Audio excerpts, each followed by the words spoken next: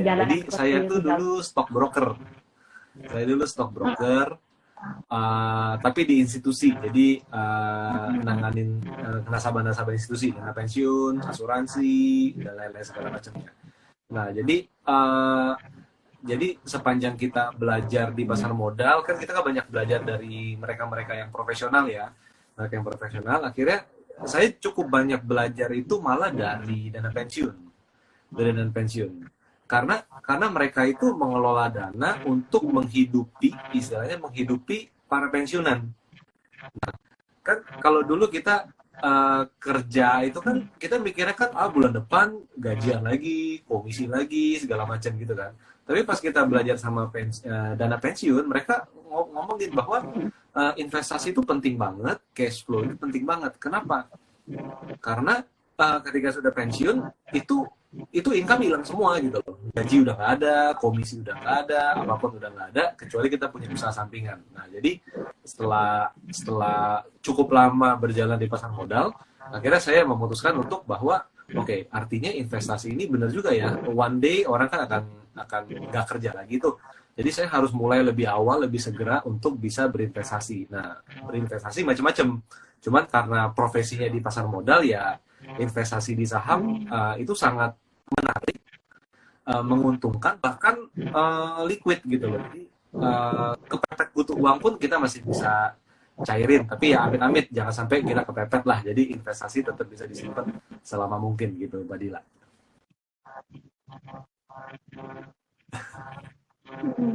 Keren banget ya. Itu mulai Kalau startnya saya tahun berapa tuh Rio di Saudi? sebagai broker, stock broker itu 2007, 2007. 2007 atau 2008 deh, kurang lebih seperti itu di situ. Jadi Lama banget. sampai Udah 2016, sampai 2016 akhir. Jadi saya di stock broker terus tuh 2007. Jadi 9 tahun ya kalau nggak salah ya. Ya, 9 tahun di stock broker.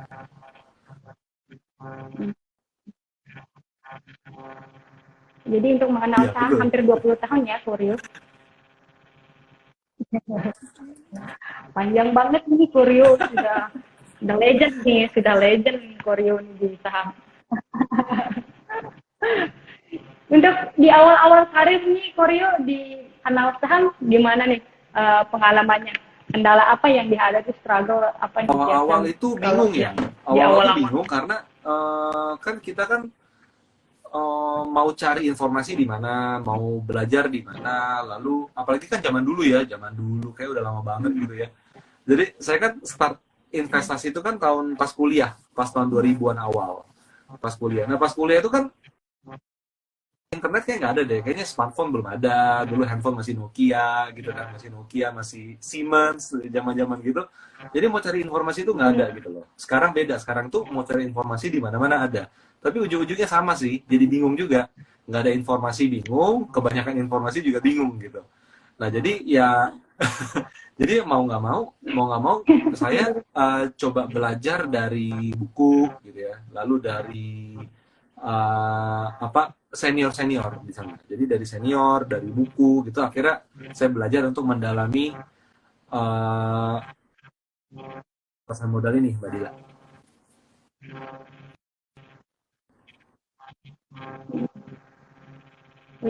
Dari karena dulu mungkin Gitu. karena nggak ada internet jadi lebih banyak buku ya, makanya bukunya Koryo Iya. di belakangnya ini banyak banget. Tapi menarik sih. Udah Jadi banyak. dulu kan nggak banyak internet tuh. Jadi kita malah menariknya kita belajar dari senior, dari orang langsung gitu loh.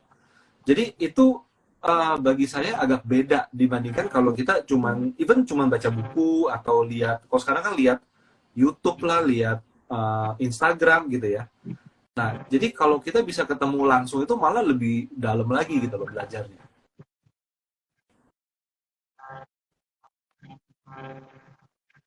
Lebih enak lagi ya, lebih banyak lagi langsung bisa Ya, ditanyakin ke narasumbernya langsung ya Bu.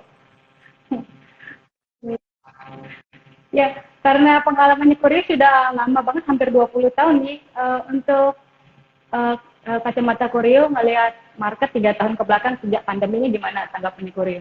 Ada anomali tersendiri atau bagaimana nih Kurio melihat Jadi market kita di tahun mungkin teman-teman di 3 tahun sini ke depan? ada yang ikut IG Live, nonton IG Live ini mungkin ada yang masuk ketika pandemi ya, tahun 2020 akhir sampai 2022 gitu ya. Itu kan market lagi bagus-bagusnya, lagi bagus-bagusnya. Nah, tapi kalau yang sekarang ini, kalau teman-teman lihat dari bulan November tahun lalu, perang ini kan indeks kan gitu-gitu aja ya, gitu-gitu aja, sideways. Sebenarnya kalau yang saya lihat itu sebenarnya ngelanjutin tahun 2019. Tahun 2019 tuh kan market tuh bosen banget tuh. Waduh, pokoknya yang teman-teman rasain sekarang itu 2019, 2018 tuh sama gitu loh. Bener, ini market nggak naik, turun nggak naik, beli saham mau simpen lama, turun lagi gitu. Jadi kayak kayak pandemi itu abnormal return malah ya, udah turun naik banyak orang yang untung, tapi sekarang itu momen dimana kembali normal. Jadi kalau teman-teman ngerasa IHSG sekarang kok ngebosenin ya gitu ya, jadi itu bisa jadi ada dua. Pertama, memang belum ada sentimen di market yang bener-bener mantep gitu loh. Jadi story-nya gitu-gitu aja gitu loh, kayak saham blue chip misalnya perbankan, BRI, Mandiri, biasanya ya story-nya ya gitu, growth, constant growth gitu ya. Lalu kalau misalnya kayak di telekomunikasi ya gitu-gitu aja. Jadi nggak ada sentimen-sentimen baru yang membuat investor ataupun trader itu membeli lebih banyak lebih cepat. Jadi itu kondisi sekarang. Tapi sebenarnya itu menarik gitu loh. Itu menarik karena kalau ketika market sideways itu opportunity itu kadang bisa datang itu tiap. Jadi kalau kita menerapkan metodenya itu swing, buy low, sell high, itu dapat opportunity. Tapi kalau teman-teman yang strateginya itu untuk investasi jangka panjang, misalnya saya mau beli saham untuk pokoknya untuk disimpan bertahun-tahun gitu ya, sideways ini juga menarik gitu loh. Kenapa? Karena ya kita harus ngerti kan, kita gajian nih misalnya nih, kita gajian tiap bulan gajian. Baru bulan pertama gajian udah naik melambung tinggi, bulan depan nggak bisa beli lagi dong, kan gitu kan. Nggak bisa beli lagi, udah ketinggian gitu kan. Tapi dengan market sideways itu sebenarnya momen untuk kita tiap bulan nambah gitu loh. Ditambah, cicil saham sampai akhirnya jadi banyak. Udah banyak, baru deh harganya naik gitu. Jadi itu yang saya lihat sekarang sih, Mbak Dila.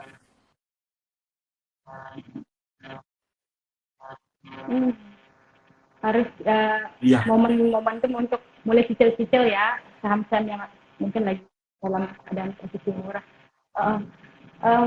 Akhir-akhir ini kan kok kita bisa lihat juga banyak saham yang melakukan IPO nih kok. Menurut sisi kamu dari pandangannya Kurio menanggapi perusahaan-perusahaan yang IPO ini gimana nih kok? Kebetulan tadi pagi ada 4 perusahaan yang listing. Iya, Teguh. Itu ada Teguh, salah satunya perusahaan boba. Iya. Itu ada 4. Saya sangat senang banget ngelihat di bursa ini IPO-nya semakin banyak gitu loh. IPO semakin banyak. Sehari bisa 4 kayak sekarang gitu loh. Sebulan bisa ada beberapa gitu ya. Itu luar biasa banget gitu loh. Jadi pilihan investor itu semakin banyak di pasar modal ini. Cuman yang penting adalah para investor ataupun pelaku pasar itu harus ngerti yang dia beli itu bukan sekedar ikut-ikutan gitu loh. Jadi kadang kalau ikut-ikutan itu kan dia nggak analisa ini perusahaan seperti apa, dia nggak analisa ini kemahalan atau enggak. Ujung-ujungnya asal beli, fotonya harganya udah tinggi gitu loh. Jadi tetap lagi, walaupun pilihan kita banyak, kita nggak boleh sekedar FOMO, ada saham baru IPO, saya harus langsung beli, ada teman saya beli saham ini, saya harus ikutan, jadi nggak boleh seperti itu. Jadi IPO banyak itu bagus, karena market cap-nya bursa juga pasti akan meningkat ya. Tapi tinggal PR-nya kita sebagai trader adalah gimana caranya kita bisa memilih saham yang banyak ini, tapi pilih yang bagus gitu loh, pilih yang bagus. Kan ada juga yang IPO tapi bukan yang bukan kelas 1 gitu loh. Tapi maksudnya apa? Maksudnya dia mungkin di industrinya nomor 3, nomor 5, nggak jelek, tapi kan bukan yang unggulan gitu kan, tetap bisa IPO gitu kan. Tapi nggak apa-apa gitu loh. Karena apa? Itu ada peluang gitu loh. Peluang kalau harganya ternyata bisa terkoreksi, jadinya kan dapat barang murah gitu. Tapi ada juga saham yang dia di industrinya ya dia pasti harganya akan bagus. Jadi pada dasarnya kita sebagai trader disuguhkan begitu banyak pilihan, itu sangat bagus. Tinggal kita ngerti gimana cara kita memilih. Hmm. Ya, terima kasih Kurio. Tadi untuk saham IPO, kalau Kurio Saya cenderung beli cenderung saham-saham enggak. IPO apa enggak, Kurio?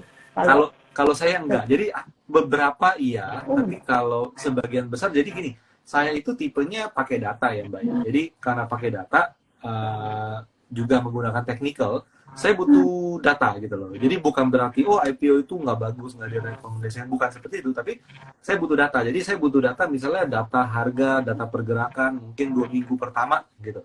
Jadi mau nggak mau saya harus nunggu 2 minggu gitu loh. Jadi nggak bisa langsung masuk karena itu tipenya saya nggak punya data, saya jadi nggak ada pegangan di sana. Jadi kalau ditanya saya ikutan IPO atau enggak, ada yang saya ikutan di hari pertama ataupun pas lagi book building ya. Tapi ada juga lebih banyak sih menunggu ya. Ketika dia udah listing, baru nanti dianalisa.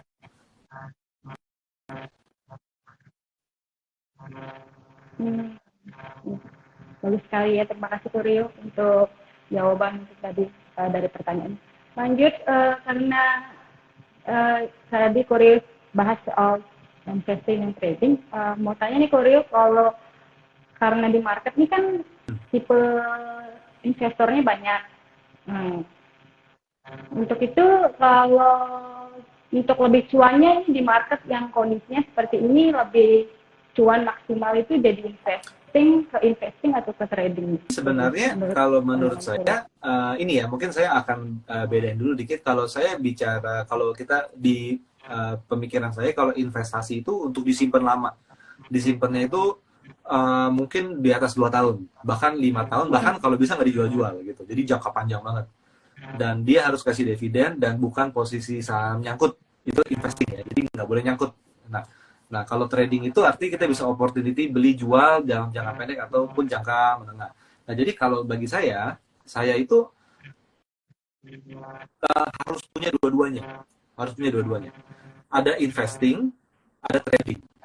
Nah, saham-saham investing itu kadang berbeda dengan saham-saham trading. Seperti itu. Nah, jadi untuk apa nih saham investing? Buat pertama untuk para pemula harus mulai investing. Senior pun sebenarnya harus investing karena apa? Kita kalau investasi jangka panjang di saham-saham blue chip yang bagus, yang tumbuh, harga saham cenderung naik, dividen selalu naik. Biasanya seperti itu. Jadi banyak banget kan emiten-emiten seperti itu. Ya 10 adalah 10 seperti itu. Jadi itu akan jadi apa? Itu akan jadi benchmark kita juga, Mbak Dila. Itu jadi benchmark. Saya invest, porto invest saya ini segini nih, tumbuh tiap tahun ini tuh tiap kuartal, tiap tahun tuh tumbuhnya sekian persen.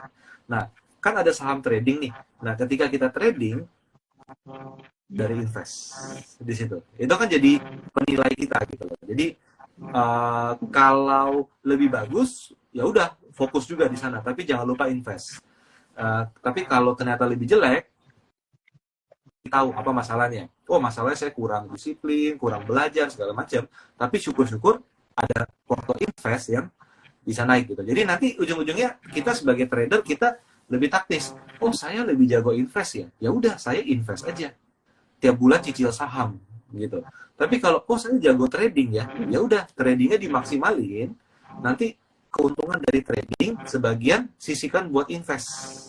Karena apa? Karena balik lagi pelajaran saya dulu pas di stockbroker menghadapi bukan menghadapi ya menangani dana pensiun kita menyadari bahwa nanti ketika sudah kita mungkin seusia orang tua kita yang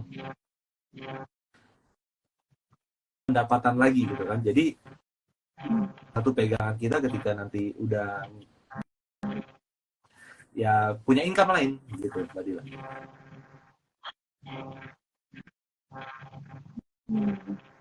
Keren banget ya. Berarti untuk investor-investor seharusnya punya Ya, dua sisi ya kok. Ya, ya. ada akun Jadi investingnya dan istilahnya punya ada dua akun RDN ya, tradingnya. punya dua RDN. Itu paling enak deh, paling Nah, ideal.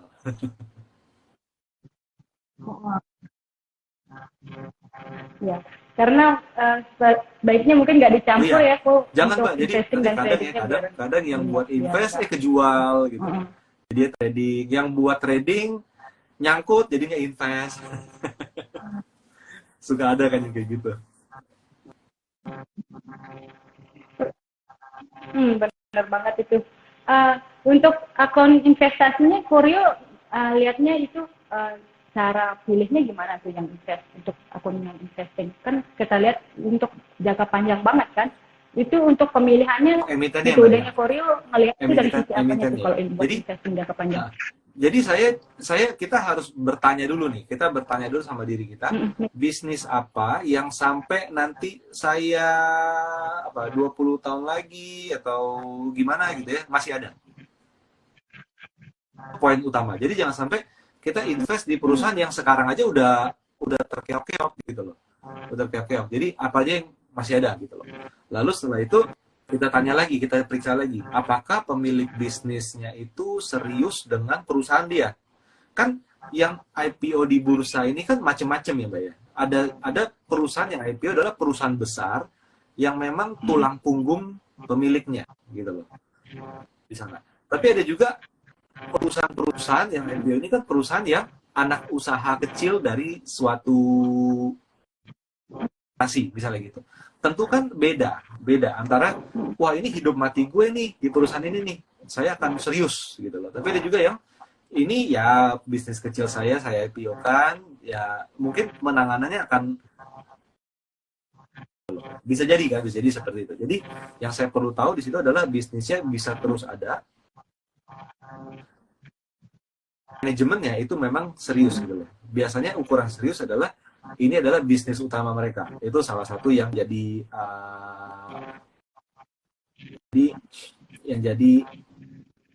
poin utama. Dan yang terakhir adalah dengan bagusnya bisnis dan manajemen, apakah dia menguntungkan? Nah, kalau profit, apakah tahun ini profit, tahun depan rugi, tahun ini profit, tahun depan rugi lagi, atau dia tiap tahun bisa profit? Nah, jadi kita harus cari yang setiap tahun itu selalu profit, syukur-syukur tiap tahun itu bisa tumbuh terus, stabil, istilah seperti itu. Nah, jadi kalau bicara seperti itu, biasanya emiten-emiten yang memenuhi syarat itu adalah emiten-emiten yang kalau yang saya temukan ya, itu biasanya di keuangan, consumer, sama sebagian itu di infrastruktur. Itu bisa, infrastruktur itu bukan konstruksi ya, tapi infrastruktur lebih ke telekomunikasi dan lain-lain. Jadi yang untuk masyarakat. Jadi kurang lebih sih itu sih, Mbak Dila, yang saya perhatikan.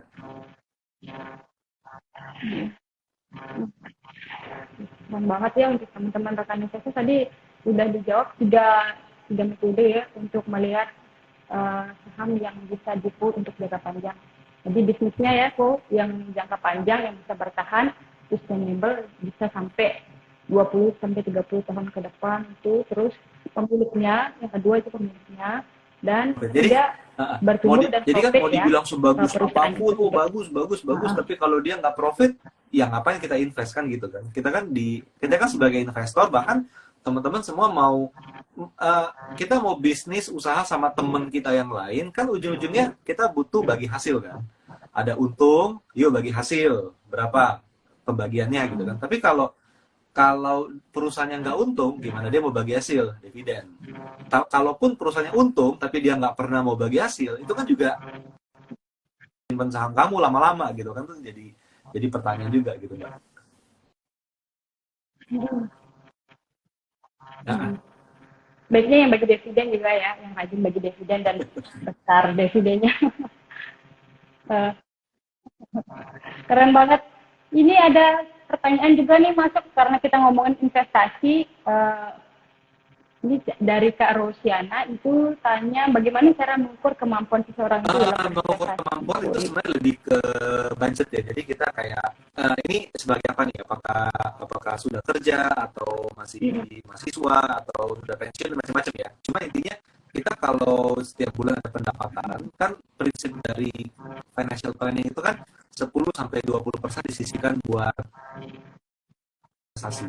Jadi setidaknya kalau menurut saya dari pendapatan bulanan 10% coba disisihin sebagai untuk investasi gitu loh. Jadi itu dulu. Jadi berapa 10%-nya itu berapa? Mungkin 500.000, mungkin bisa 1 juta, mungkin bisa 5 juta kan setiap orang kan berbeda-beda. Nah dari situlah baru kita lihat setelah kita tahu oh setiap bulan saya punya budget buat investasi itu sekian rupiahnya, baru nanti ditentukan sahamnya apa gitu. sahamnya apa aja nih yang saya mau invest sesuai dengan kriteria tadi. Bisnisnya jangka panjang, manajemennya bagus, laporan keuangannya bagus. Nah, yang teman-teman perlu ingat di sini adalah nggak boleh kompromi. Gitu. Kompromi maksudnya apa sih?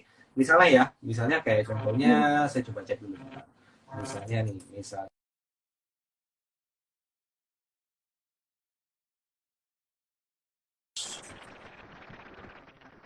Jadi untuk teman-teman ya, kita mau mengingatkan untuk teman-teman rekan investor jika memiliki pertanyaan bisa ditempatkan di link question box ya. Karena kalau di kolom komentar ini silang ya.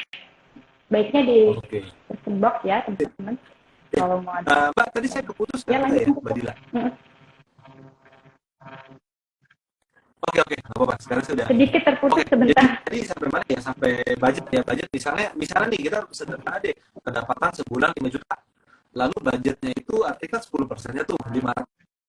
Nah, kita lihat dulu saham yang mau kita invest jangka panjang itu apa aja gitu. Contohnya misalnya, keputusan saya misalnya di BRI misalnya. Atau misalnya investasi saya itu di ICBP gitu ya. Itu bisnis yang bagus nih misalnya, contoh seperti itu. Nah, teman-teman yang perlu ingat di sini adalah nggak boleh kompromi. Mana sih? Saya kalau belinya ICBP itu kan 11.000, artinya satu lot itu 1,1 juta. Cukup dong gitu kan? Nggak cukup, ya udah deh saya cari yang lebih murah. Nah, itu nggak boleh. Jadi daripada teman-teman berkompromi mencari yang lebih murah, yang nominal lebih murah, mungkin kualitasnya juga nggak sama, beda gitu ya. Mendingan teman-teman uang 500.000 itu disimpan. Bulan depan lagi disimpan, kan kekumpul 1,5 juta tuh. Baru beli saham yang harganya 11.000 gitu loh. Jadi jangan sampai kompromi gitu loh. Jadi kalau misalnya kayak teman-teman kayak tadi contohnya BRI harganya 5.500, budget invest sebulan tuh 500.000, nggak cukup kan? Jangan sampai udah deh saya mau cari bank yang harganya 4.000 aja deh, apa? Kan jadi udah tahu belinya apa, kita tinggal kita tunda waktu pembelian untuk nggak beli lagi.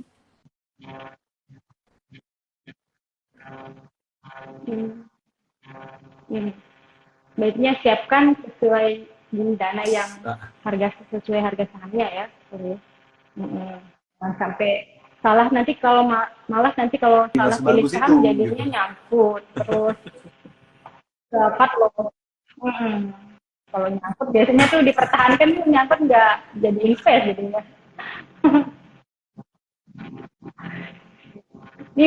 Ini banyak banget yang komentar nih kok. Akhir-akhir nih ke saham itu susah, sulit gitu.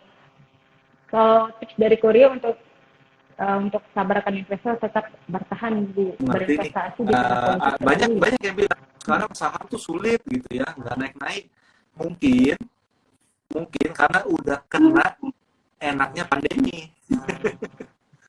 Ya kan, pas pandemi kan harga saham naik kan kencang. Kita merasa bahwa itu bisa diulang. Enggak. Jadi teman-teman perlu ingat di sini, pandemi itu kasus kejadian sekali. Jadi keuntungan yang mungkin teman-teman pernah dapetin ketika pandemi yang gampang banget itu juga sekali-sekali. Dan sekarang eranya cukup normal gitu loh. Indeks itu sideways, itu bagian dari kenormalan indeks. Sambil membangun kuda-kuda untuk nanti rally lagi. Jadi sebenarnya kita itu punya strategi swing trading, beli di support, jual di resist, beli di support, jual di resist. Sekarang itu malah enak. Sekarang tuh enak banget. Kita di galeri saham yang banyak, kita kan di galeri saham kita punya 2 tim. 2 tim analis, yang satu itu buat trading, yang satu lagi buat buy and hold, simpan lama untuk tren.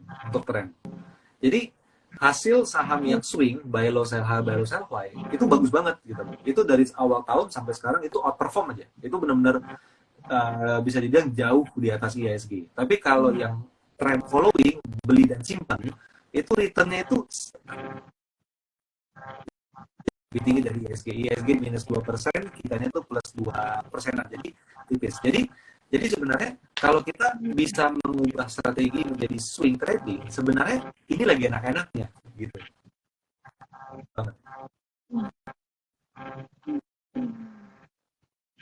Hmm. Berarti sekarang timing untuk swing sepertinya ya, ya. Jadi swing trading kalau kita ya? kalau teman-teman swing trader itu ini lagi enak banget gitu loh. Setiap minggu itu pasti ada beberapa peluang gitu loh. Setiap minggu selalu ada peluang.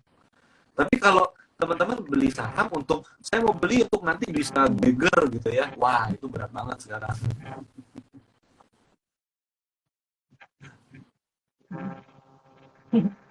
Kalau beggar sulit ya, turun naik itu ikutin.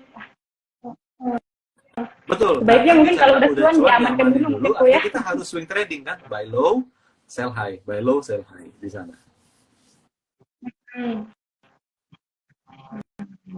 Keren banget, sepertinya Koryo ini udah banyak cuannya ini sampai akhir tahun, pertengahan tahun.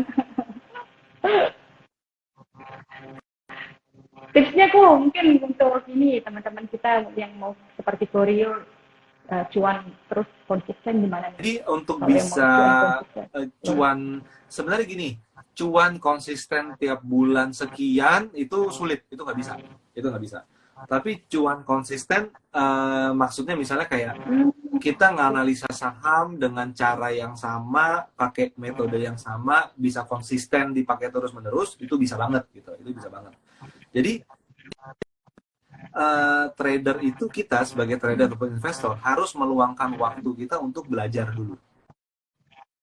Poin pertama, karena nggak mungkin kita bisa ngedengerin orang ngomong, kasih saran, lalu kita bisa cuan konsisten, itu nggak bisa. Sulit gitu loh. Apalagi kalau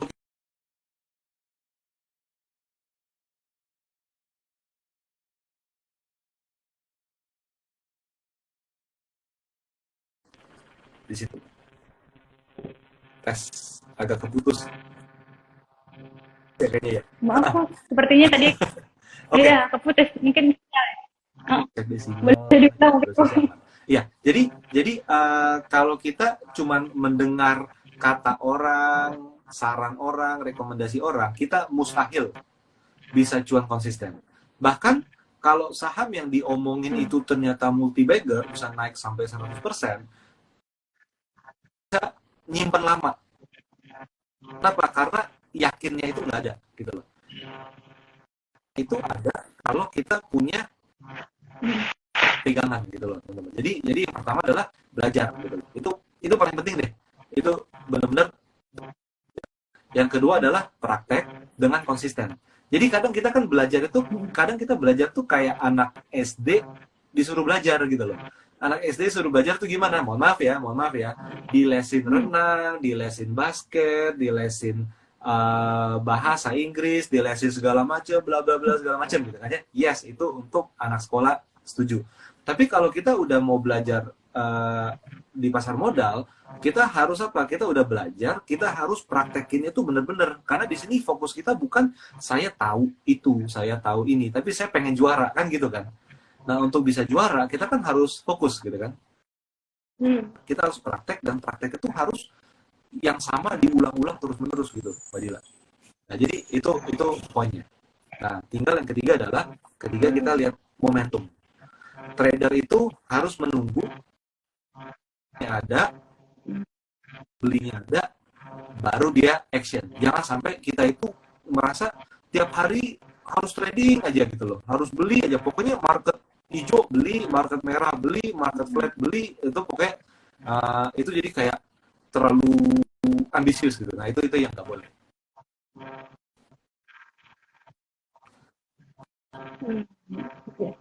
Terima kasih Koryo.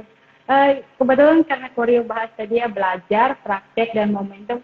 Ini saya subscribe-nya Koryo dari tahun 2019, nontonin YouTube-nya, belajar sahamnya Koryo keren banget sih. Kalau lagi ngajar itu udah banyak banget materi-materi tentang trading yang keren banget, yang buat trading. Tapi ini saya tuh agak gimana ya, udah belajar nih tapi kadang kita nemuin saham, tapi kita tahu kayak ini bisa nih, ini saham ini bisa naik. Tapi udah naik nih beberapa persen, kita maunya nyarinya yang multi bagger. Takutnya kalau kita trading banyak kan kenanya kalinya loss, malah lebih banyak lossnya, dan kadang walaupun udah tetap cuan malah itu larinya ke fee kan, fee brokernya. Terus kita tahan, balik lagi jatuh gitu. Sekalinya naiknya nih bisa beberapa bulan, tapi untuk jatuhnya sampai cuma seminggu aja bisa langsung kembali lagi harganya. Nah, oke. Itu biar itu gitu pertanyaan banyak orang. Banyak orang. Jadi kita harus ngerti di saham itu, di pasar modal itu, saham itu karakternya beda-beda. Ada karakter saham yang kalau udah naik pasti turun lagi. Itu ada. Di sana. Ada juga saham yang diamnya lama, mulai ada pergerakan, lalu ketika rally itu tuh non-stop kayak kereta api gitu loh. Itu juga ada. Jadi kalau kita bicara mengenai saham, saya mau cari saham yang multi bagger, yang berpotensi misalnya ya, berpotensi multi bagger, maka kita nggak boleh spek itu di saham yang tipenya tipe swing gitu loh. Jadi saham itu ada dua, tipenya tipe swing. Jadi kalau gerak tuh naik, turun, naik, turun. Itu saya sebut tipenya tipe swing gitu. Jadi cocoknya buat buy low sell high, nggak bisa untung gede, tapi bisa untung banyak. Untung sering gitu loh.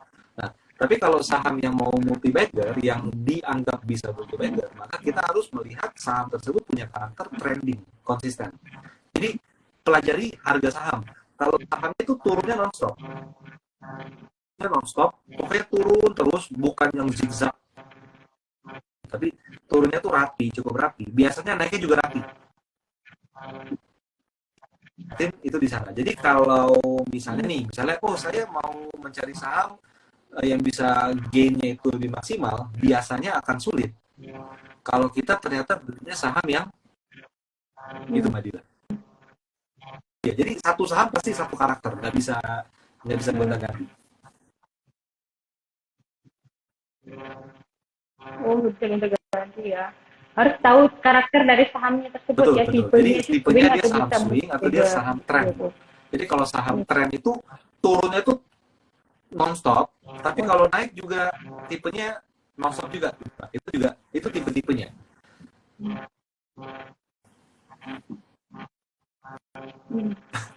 Keren banget, masukan banget ini untuk besok-besok kalau ada lihat saham lagi. Harus kita perhatikan tipenya ya, kita cari karakternya dulu, kita tahu. Ini karena tadi kita bahas yang si swing tuh, ini juga dia punya mau curhat nih. Biasanya tuh kita udah beli saham nih kok, kita biarin sahamnya terus naik. Kok saham yang itu udah naiknya kencang banget, jual aja pindah ke sana. Malah bodoh. Iya. Malah pindah yang lebih. Iya. Jadi kadang gitu ya, saham kita simpen nggak naik, kita jual, malah itu saham jadi naik, yang kita beli malah turun gitu kan.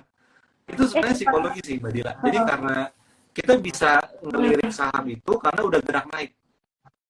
Padahal kita lupa kalau dia udah gerak naik, dia bisa turun gitu. Kadang biasanya gitu. Nah jadi sahamnya dibeli turun, itu biasanya karena dia udah keburu gerak naik. Nah, saham yang kita jual, mulai dia naik.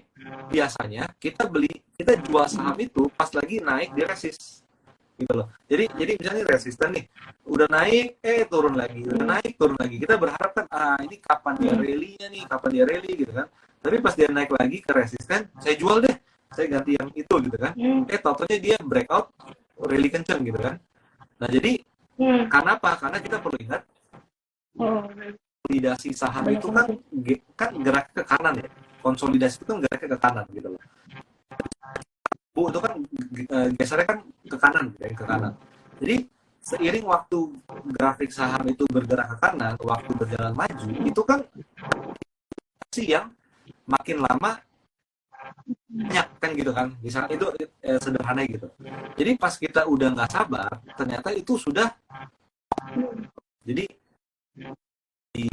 mungkin itu yang jadi yang banyak dialami orang. Sahamnya dijual Lalu ganti saham yang dibeli, tentunya turun. Iya, udah dilepas malah biasanya kayak gitu kan. Udah ditahan-tahan Beda deh. berbulan, nggak sabar. Enggak deh, kayak nggak menguntungkan di sini. Terbang malah terbang. Apa gimana? Kadang-kadang mikir nggak cocok apa Enggak sih, kita enggak. Jadi dikerjain. itu lebih ke timing. Jadi gini, karena kita udah kelamaan simpan, kita jadi bosan. Tapi pas kita lama simpan, kan harga saham kan bergerak ke kanan. Itu kan proses kan udah bisa jadi udah selesai. Akumulasi udah didapat gitu loh sama pemain besar gitu kan. Nah, pas dia sudah selesai, kita malah keluar gitu loh. Jadi bisa jadi ciri-ciri saham akumulasi itu selesai apa? Dia ke resisten. Kembali ke arah resisten. Nah, kita jualnya pas di resisten. Nggak salah, jual di resisten. Tapi ternyata di momen kita jual yang udah berjalan 3 bulan disimpan gak gerak-gerak, itu selesai akumulasinya. Terbang deh dia. Nah, kitanya yang, loh, udah disimpan berbulan-bulan, dijual terbang. Jadi kita harus ngerti, semakin lama disimpan, semakin proses itu bisa selesai.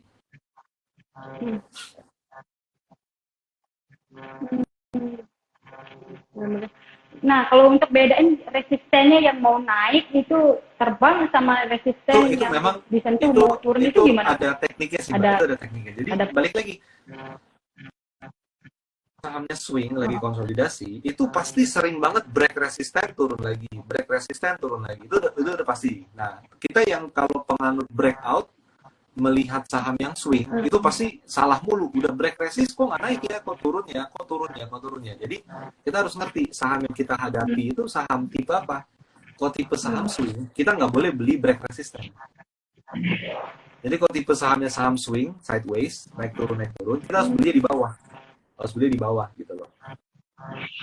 Tren saham yang kalau turun tuh konsisten turun terus, suka diem, naik itu bisa.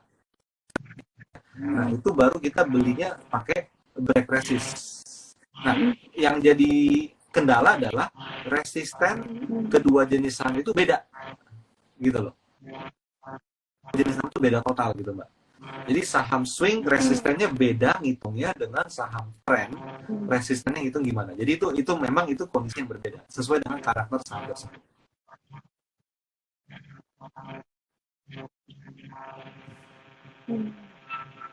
Beda-beda. Nah, Jadi beda-beda ya, kita harus perhatiin resistennya tergantung. Jadi kita udah tahu ini karakternya saham kembali swing, lagi ya. maka cara ngitung resist supportnya begini loh, gitu loh. Saya agak susah bilang karena ini kan kita nggak ada grafik ya.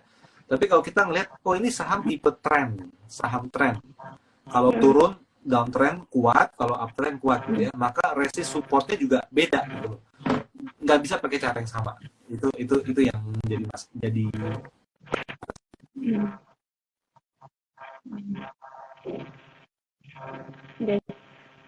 Dan untuk biasanya kok kalau lebih sulit itu menentukan untuk masuknya atau keluarnya gitu. Untuk masuk di saham atau ini keluar. paling susah itu sebenarnya nentuin keluarnya. Gampang. Kalau saya. Jadi kalau beli itu gampang, tapi untuk exit itu kadang banyak faktor gitu loh, kayak faktor marketnya jelek atau enggak, market globalnya lagi bagus atau enggak, itu kan banyak faktor yang lebih apa ya, lebih banyak faktor yang mempengaruhi gitu loh. Lalu habis itu ketika udah naik, kuat naik atau dia ternyata ambles lagi ke bawah. Jadi menurut saya belinya gampang, beli itu sangat gampang. Gini, belinya gampang, nyimpennya yang susah. Nyimpen yang susah, apalagi nyimpen lagi untung. Kalau nyimpen lagi rugi mah gampang, semuanya nyangkut. Simpen aja gitu loh. itu banyak ya saya lihat gitu ya. Cuma nyimpen lagi untung itu yang susah. Jadi menurut saya sih beli gampang.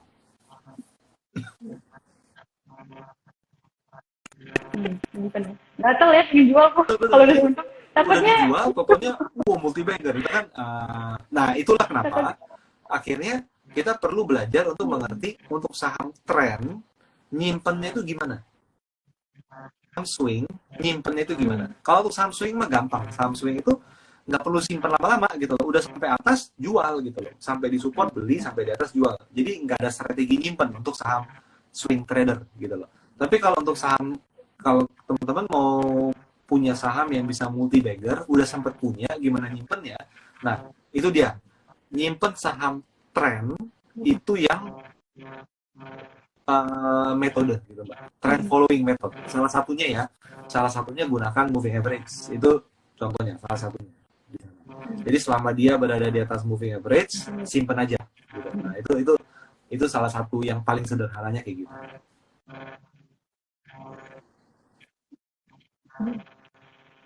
Jadi bahas kita gitu cuan yang multi bagger dari pengalamannya Koryo pernah cuan di saham multi bagger sampai berapa Saya tahun persen? 2021 ke 2022 saya cuan itu 1.500%. Wow. Bener. 1.500 Mbak. 1.500. Jadi pas beli, Iya, keren. kenapa Mbak? Itu di sama Pak. Waktu itu ada Kalau boleh tahu sahamnya BBHI sama DMMX. Bang. Nah, jadi itu salah satu untung terbesar. Tapi masalah satu, ketika saya beli, saya nggak tahu bahwa itu akan multi bagger. Tapi yang saya lakukan apa? Yang saya lakukan selalu gini. Setiap saya, oke, ini lagi fase mulai uptrend, saya harus mempraktekkan trend following, bukan swing trading. Jadi saya nggak boleh jual cepet-cepet gitu kan. Saya praktekkan trend following. Saya beli, saya harus simpen. Simpennya itu berapa lama? Tergantung harga sahamnya naik seberapa jauh kan gitu kan ya. Selama dia belum ada koreksi-koreksi major yang buruk, nah jadi ujung-ujungnya apa? Ujungnya saya mantau dan jaga hati sih sebenarnya sih, karena tuh godaan jualnya tinggi banget. Godaan jual tinggi banget. Jadi ini murni mempraktekkan metode trend following agar saya bisa untuk maksimal di sana gitu Mbak. Jadi itu yang jadi menjadi concernnya. Nanti ujung-ujungnya ketika kita udah untungnya itu bagger, minimal ya, paling sebenarnya gini Mbak, yang paling susah nyimpennya Mbak, sama uptrend. Tapi yang lebih susah lagi profit taking ujung-ujungnya. Ketika kita sudah untungnya persentase itu gede, mau profit taking pun nggak rela. Besok naik lagi, besok naik lagi kan gitu Mbak. Besok nanti naik lagi gitu kan. Itu nggak rela. Nah, jadi nanti kalau saya di galeri saham itu ada yang namanya istilahnya profit management untuk membagi saham dalam portfolio. Nah, kalau profit management itu adalah kalau kita sudah punya saham yang profit, apalagi yang udah satu kali bagger, itu gimana cara profit manajemennya. Nah, itu yang ya somehow itu yang menyelamatkan porto gitu loh. Karena kalau enggak semua harganya udah balik ke harga awal.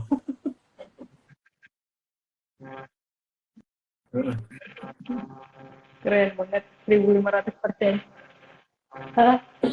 Lanjut nih, untuk trading plan-nya yang Koryo lakukan untuk bisa profit sebesar itu gimana kok?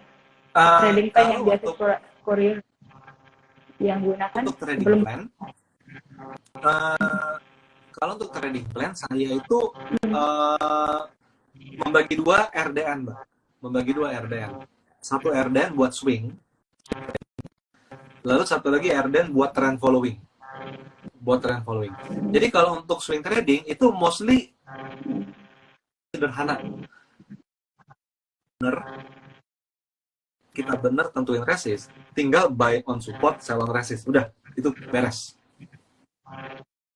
Nah, untungnya juga seketakar gitu loh. Untung swing trading paling juga 6% sampai 7%. Nggak ada yang sampai puluhan persen, tuh nggak mungkin gitu loh. Nah, itu yang untuk RDN buat swing. Nah, RDN buat trend following saya itu biasanya saya selalu menggunakan fitur kalau di sekuritas kan ada automatic order. Jadi automatic order itu gimana caranya ketika ini saham beli, nah kita harus beli, tapi kita lagi sibuk, lagi nggak mantau market, tetap OLT itu kan ngebeliin. Itu yang pertama, automatic order. Nah, sisi lain, automatic order juga yang saya pakai untuk menjual. tiap posisi saham saya punya trailing stop gitu Mbak. Punya trailing stopnya.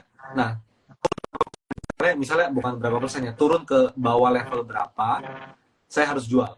Nah, itu saya juga pakai automatic order, Mbak Dila. Jadi, kalau kita udah punya posisi, dan posisinya itu sangat menguntungkan, kadang enggak ngelihat market itu malah lebih bagus hasilnya, daripada ngelihat market di sana. Karena kalau ngelihat market, jadinya mulu gitu loh. Godaannya banyak.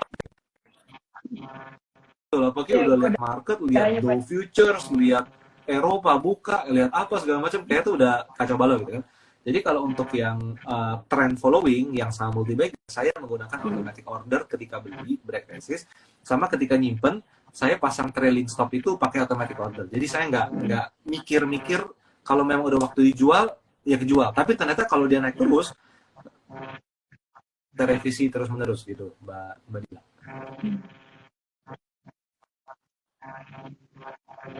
Trailing stopnya harus direvisi terus ya. Dan harus perhatikan juga tadi punya di swing dibedakan dan following ya. Nah, kita hampir mau mencapai 1 jam nih sebelum kita harus bahas dulu nih kok. Kan kita tadi temanya strategi sukses berinvestasi saham di pertengahan market 2023. Nah, Koryo nih melihat di pertengahan market ini kondisinya seperti apa, dan untuk sektor yang menarik nih di pertengahan market dan di hold mungkin sampai jadi kalau kita lihat marketnya, IHSG itu masih bakal sideways. Jadi IHSG masih bakal sideways, range geraknya 6.600 sampai 6.900, 66, 69 itu udah pasti. Jadi untuk majority saham itu strategi swing itu akan efektif, Mbak. Trading. Teman-teman ingat perlu belajar, spend waktu untuk belajar, untuk mempelajari misalnya untuk swing trading, level support itu yang kayak gimana, level resist yang kayak gimana. Jadi itu yang paling penting. Nah, ketika kita sudah mengerti resist support, maka teman-teman tradingnya akan lebih simple. Jadi untuk ISG ya masih akan sideways. Nah, untuk trend following itu hanya di beberapa sektor. Jadi kalau yang sementara ini saya temuin ya Mbak ya, itu adalah sektor-sektor yang berurusan sama batu bara, ada potensi tren. Kayak misalnya contoh Adaro, lalu ADMR, lalu ada ITMG gitu ya. Itu masih ada potensi tren. Even sampai kayak Bayan pun masih ada potensi tren, dan mereka tuh masih di awal fase tren naiknya gitu loh. Nah, yang kedua adalah sektornya, kalau saya perhatiin sektor-sektor digital. Kan kemarin tahun lalu kok udah dilupakan semua, udah harga turun banyak gitu ya. Jadi sektor digital tuh terlihat mulai ada potensi-potensi untuk bergerak dalam tren naik kembali gitu, Mbak. Jadi di sana. Jadi kalau saham blue chip masih swing, buy low sell high. Lalu saham consumer masih cenderung swing. Lalu saham telekomunikasi masih sebentar. Kalau saham telekomunikasi itu swing juga. Jadi kalau saham komoditas, terutama yang batu bara dan saudara-saudaranya gitu ya, batu bara dan turunannya kayak Adaro, adiknya ada ADMR, itu mulai ada potensi trend following, Mbak Dila.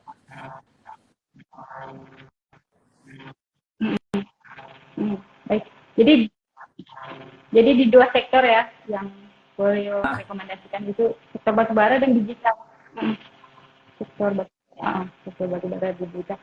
Menanya nih Koryo, kalau biasanya ini Koryo lihat-lihat watchlist sahamnya atau cari-cari informasi saham? Informasi saham. Saya kalau informasi macam-macam ya, kadang dari grup saham, lalu ada dari teman-teman yang di sekuritas, lalu ada riset sekuritas, itu saya dapatnya mostly dari sana. Kalau nggak dari sosial media gitu loh. Tapi apa yang kita lihat itu jangan langsung ya udah beli deh, nggak bisa gitu. Jadi sumber dari mereka itu kita tampung dulu, baru kita analisa gitu loh. Ini saham swing atau saham trend atau saham invest. Swing udah waktu beli atau enggak, trend udah waktu beli atau enggak. Nah, itu di situ kita gitu Mbak Dila untuk memulai untuk menentukan.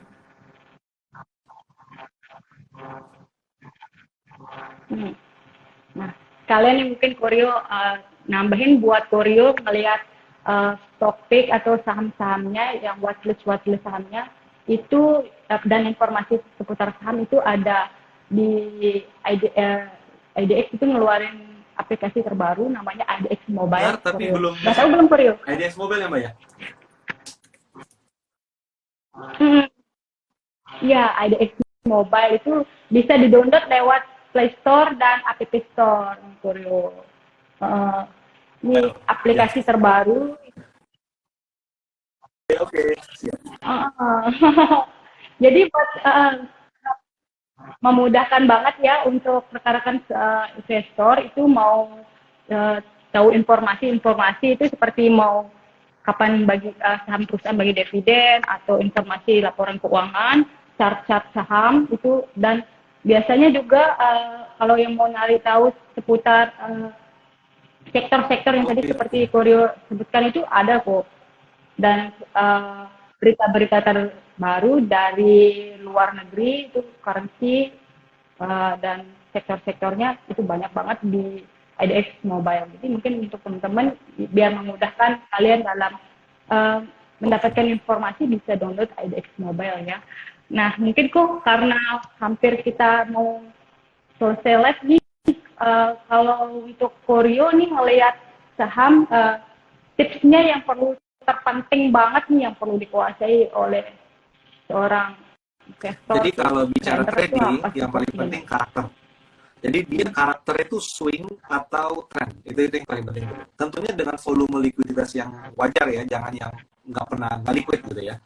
Dia swing atau trend. Jadi kalau kita udah menentukan, oh ini tipe saham swing, strateginya harus swing trading. Tapi kalau dia itu tipe saham yang trend, maka kita strateginya harus menunggu lebih lama, menunggu breakout dan nyimpennya memang bisa lebih lama. Itu untuk swing. Jadi itu trading ya, swing ataupun trend. Nah kalau mau invest itu tadi 3 bisnis model. Ini company itu masih akan ada nggak sih bisnisnya sampai 10-20 tahun ke depan, lalu manajemennya, dan terakhir laporan keuangannya. Jadi kalau 3 ini terpenuhi, itu adalah tipe perusahaan-perusahaan yang sahamnya layak saya beli untuk investasi. Ya, ketahui apa yang kita mau lakukan, baru kita susun strategi seperti apa. Jangan sampai hanya gampang dengar kata-kata orang dan ujung-ujungnya hasilnya nggak maksimal. Gitu Mbak Dila.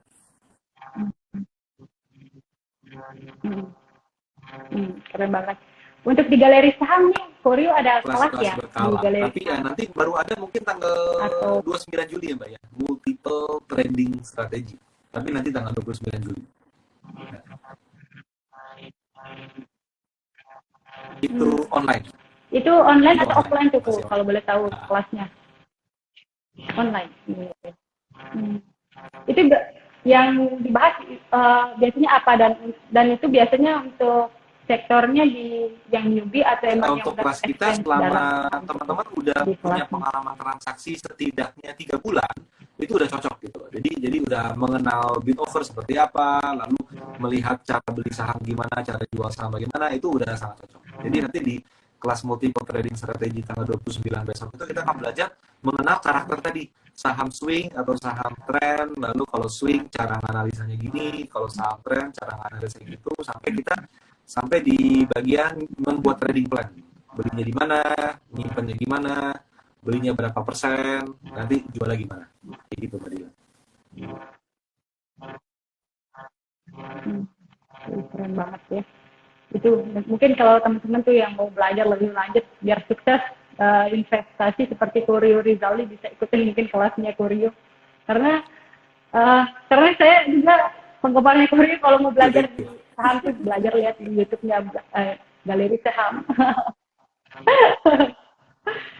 Kok kalau misalkan nih kalau kita mau tahu mau investasi misalnya jadi investor dan trader sukses itu perlu berapa tahun sih berkecimpung di saham untuk apa? Saya sih ya dulu kan dari sejak tahun 2004, tapi saya benar-benar baru mantep punya metode itu mungkin 2008, 2009, artinya 5 tahun. Kalau saya 5 tahun. Tapi saya yakin dengan era teknologi sekarang, lalu sistem udah lebih bagus, itu sebenarnya gini sih, selama kita mau belajar dan konsisten, itu mah orang yang 6 bulan, 3 bulan pun udah bagus kok hasilnya. Bisa lebih cepat gitu. Jadi shortcut, jalan pintas banget gitu loh. Bahwa kita nggak perlu melewati 5 tahun gitu loh. 3 bulan belajar dan praktek 6 sampai 6 bulan itu juga udah, itu saya banyak banget melihat banyak sekali orang yang sudah bagus hasilnya.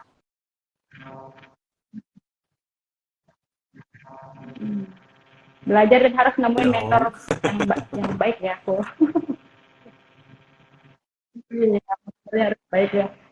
Nah, untuk terakhir nih kok, pertanyaan terakhir, portofolio asetnya Koryo ini seperti apa saat ini? Naruhnya apa, ada obligasi? Oh, aset ya. Portofolio asetnya Koryo sekarang ini. Jadi saya portofolio itu jadi saya kebagi 3, properti, lalu cash, sama saham. Nah, jadi kalau porsi paling gede apa? Porsi paling gede adalah properti. Kedua terbesar itu saham. Itu cash di sana. Karena di porto saham saya men-setting porto saya itu selain untuk trading, saya juga untuk investasi. Di mana saham-saham saya untuk invest itu semuanya selalu membagikan dividen tahunan. Jadi setiap dapat passive income. Kayak gitu, Mbak.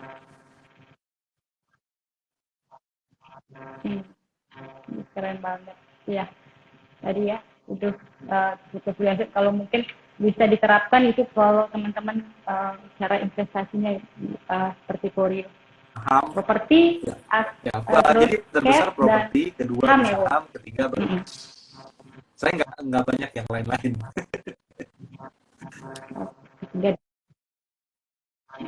Iya sih. Cuma 2 aja berarti kok ya. Asetnya cuma di saham dan properti. Keren banget. Ya. Mungkin sebelum kita tutup Koryo ada mungkin satu sih. Jadi teman-teman harus mau dan bisa meluangkan waktu untuk belajar agar teman-teman bisa semakin profitable di pasar modal. Karena kalau kita nge-skip belajarnya, kita mau langsung untung, biasanya jadinya buntung. Jadi investasi leher ke atas untuk belajar itu sangat penting, dan memulai belajar dulu adalah sesuatu step yang sangat benar dan layak untuk dilakukan.